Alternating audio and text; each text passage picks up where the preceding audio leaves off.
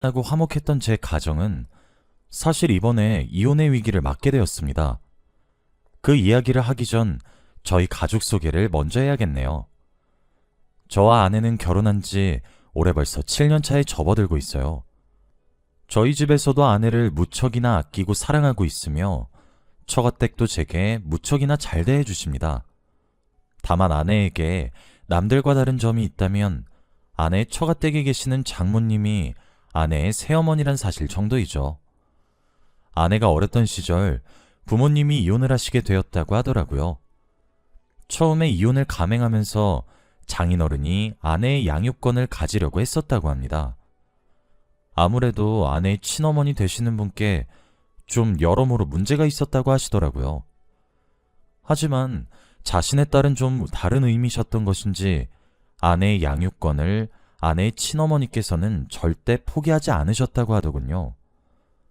결국 원래도 전업주부로서 주된 양육을 해서 그런지 주 양육권을 아내의 친어머니가 가져갔다고 하시더군요. 하지만 아내의 불행은 그때부터 시작되었습니다. 사실 아내를 양육하겠다고 했던 이유는 장인어른께서 아내의 양육비로 매달 넉넉한 돈을 붙였기 때문이었습니다. 실제로 법정에서 판결받은 양육비의 2배 정도 되는 돈을 매달 붙였다 하셨어요. 어린 나이에 부모가 이혼해서 상처를 받았을 아이를 모자람 없이 양육하라는 장인어른의 서툰 부성이었어요. 그리고 아내의 친어머니는 그것을 아주 보기 좋게 이용했어요. 사실 아내는 거의 방치에 가까운 학대를 받았습니다. 친어머니는 아내를 양육하기는커녕 기본적으로 해야 하는 보호조차 하지 않으셨어요. 장인어른이 보내오는 양육비로는 본인 생활비로 사용하기 바빴고 본인이 일을 해서 버는 돈으로는 술을 마시거나 동네 사람들끼리 내기 도박을 치는 등 질펀하게 놀아나기 시작하셨죠. 하지만 아내는 반항 한 번 하지 못했습니다. 제대로 씻지도 못해서 냄새나는 꼴로 학교를 다녀서 그런지 친구들에게 왕따를 당하기도 했다더군요.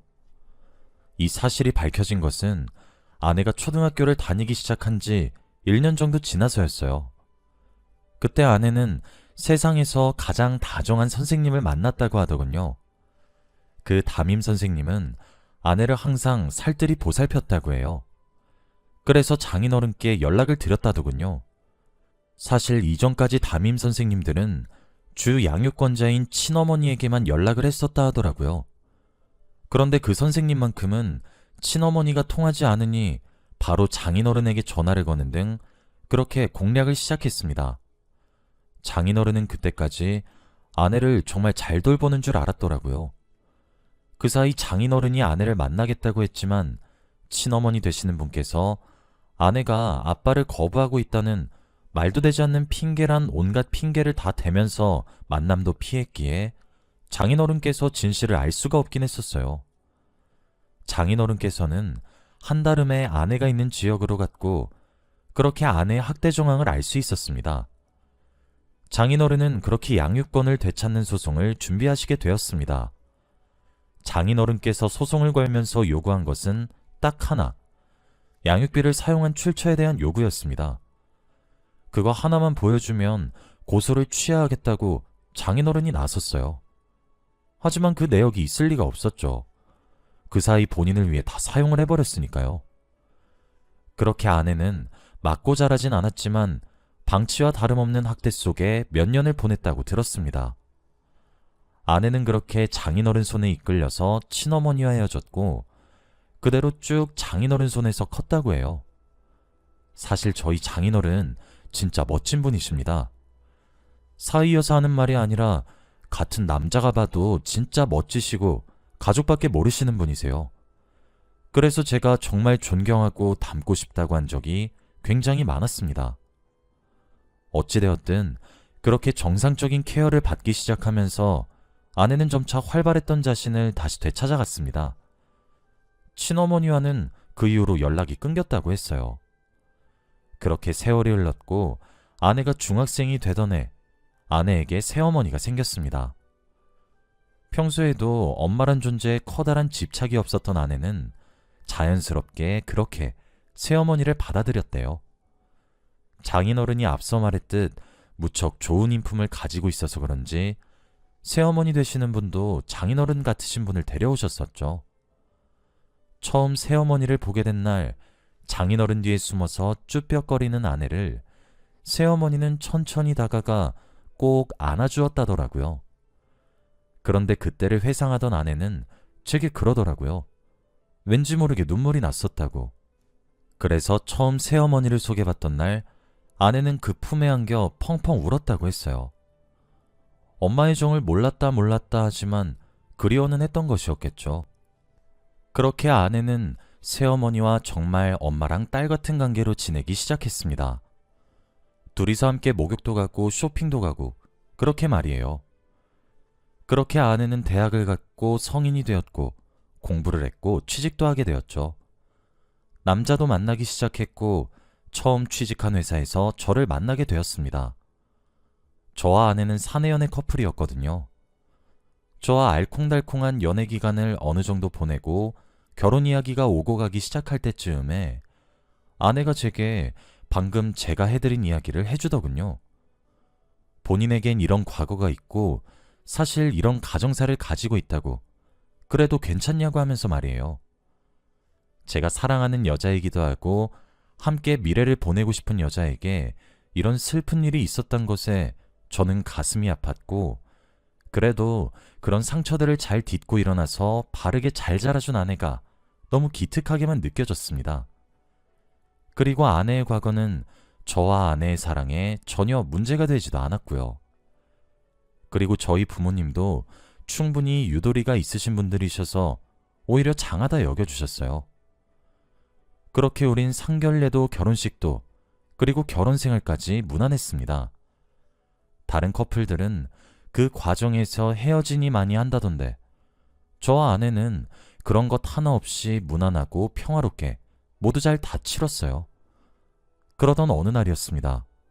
저희 가족 앞에 어떤 여자 한 분이 눈앞에 나타났습니다.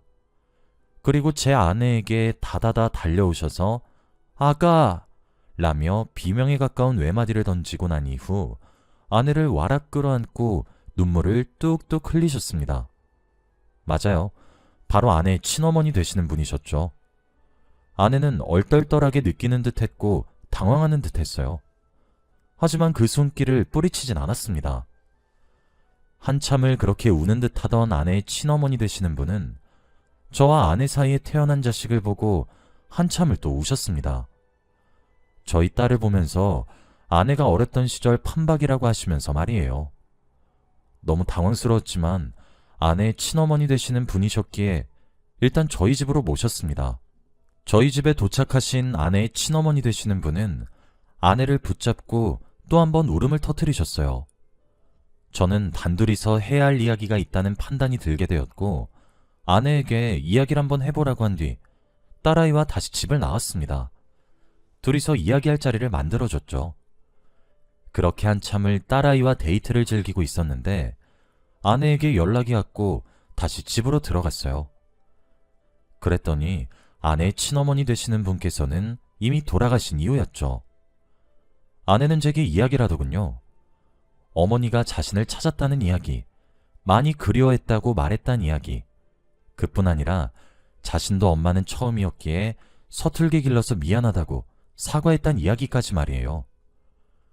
아내는 뾰로통한 얼굴로 입을 삐죽이며 미운 듯 말했지만 그럼에도 불구하고 얼굴 곳곳에 펼쳐진 웃음기는 삼키지 못했습니다.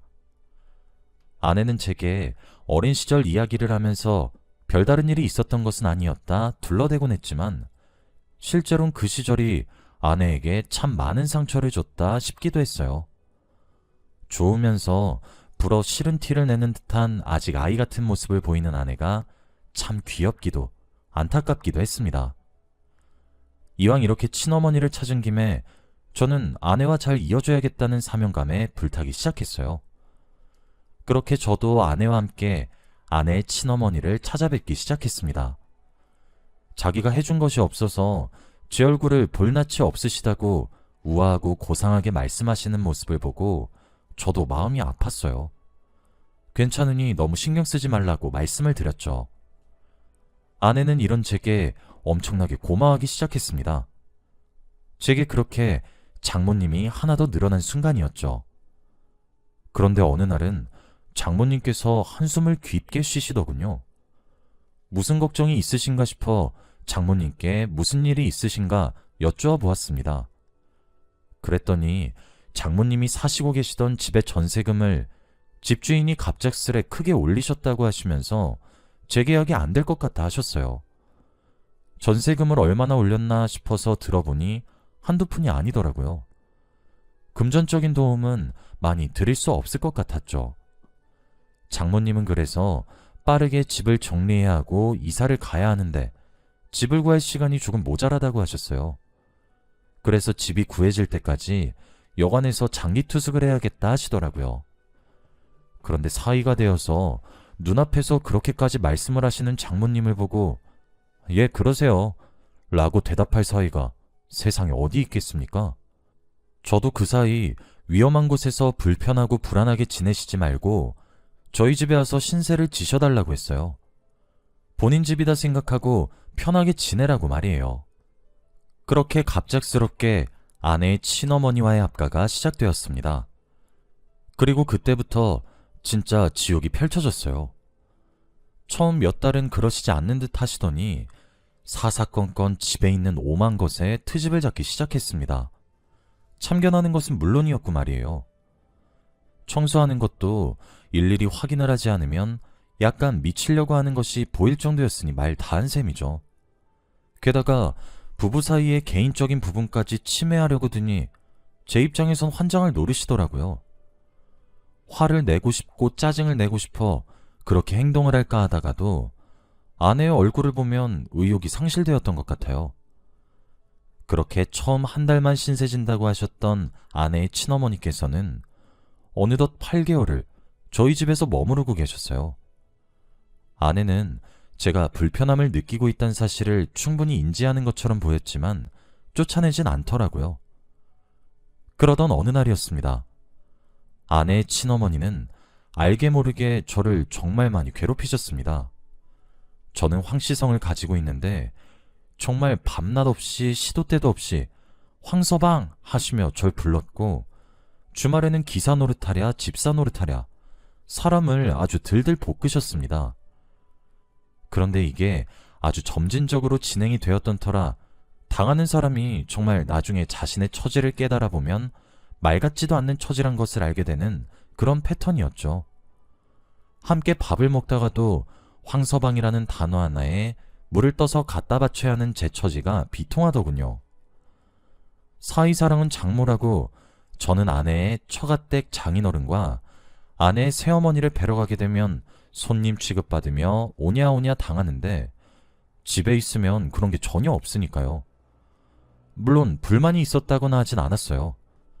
아내가 시댁에도 정말 잘해서 제가 잘하는 것도 어찌 보면 돌려준다는 생각도 들었거든요. 그런데 며칠 전 사건이 하나 터졌습니다. 저희 집은 저희 부부 침실 하나, 아이방 하나, 서재 하나, 옷방 하나 이렇게 총 4개의 방이 있습니다. 이 중에서 옷방을 아내의 친어머니가 대신 쓰고 있었죠. 제가 그날 현금이 필요한 날이 있었습니다. 2천만 원이 필요했죠. 현금으로 말이에요. 그래서 서재의 하얀 봉투 안에 1,000만 원짜리 수표 2장을 넣어놨어요. 그런데 분명 출근하기 전 서재 책상 위에 있던 제 봉투가 저녁에 퇴근 이후 돌아오니 감쪽같이 사라졌더군요. 1, 200 정도 하는 돈도 아니고 2천만 원이란 말에 그런지 정말 너무 당황했습니다. 경찰을 부르니 많이 하며 길길이 날뛰는데 아내의 친어머니가 수상하게 구시기 시작했습니다. 자꾸 제가 밖으로 들고 나가서 잃어버린 것이 분명하다는 둥 뭐 그런 식으로 말이에요. 사람이 촉이란 것이 있잖아요. 뭔가 번뜩이는 듯한 느낌을 받았고 아내와 친어머니 방에 무작정 들어가 친어머니가 본인의 옷을 걸어놓은 옷장으로 찾아갔고 무작정 뒤지기 시작했습니다. 그런 제 모습에 아내가 달려들어 저를 막았어요. 저는 그런 아내의 손길도 뿌리치고 미친 사람 마냥 찾기 시작했습니다. 그랬는데 아니나 다를까 아내의 친어머니가 사용하시던 옷장에서 현금 2천만 원이 수표째로 들어있는 하얀 봉투를 하나 발견하게 되었어요. 이게 지금 무엇인지 설명해보라는 제 눈빛에 어머니는 아무런 표정도 짓지 않았어요. 그게 더 비참하게 와닿더군요. 그때부터 저도 막 나가기 시작했습니다. 아내와는 걸핏하면 싸우기 시작했어요. 저는 당장 내보낼 것을 요구했고, 그렇지 않으면 이혼까지 불사하겠다는 아주 강경한 입장을 펼쳤습니다. 그리고 아내는 이런 제 태도에 오히려 상처를 받았다 하더군요. 제 입장에서는 어이가 없는 발언이었던 것이죠. 결국 작고 사소했던 눈치 싸움은 2천만 원을 계기로 확실해졌고, 저 또한 대놓고 쫓아내려고 애를 썼습니다. 부부관계는 날이 가면 갈수록 악화되기 시작했고, 결국 처가댁에서 이 모든 사실을 알게 되었어요. 아내에게 아픈 과거가 있는 것은 안타깝지만 그 과거를 아내가 되풀이하는 것도 싫었고, 같은 집에 살아서 그렇다며 합리화하는 것은 물론 제 아이에게까지 나쁜 영향을 끼치는 것만 같아 끔찍하게 여겼습니다.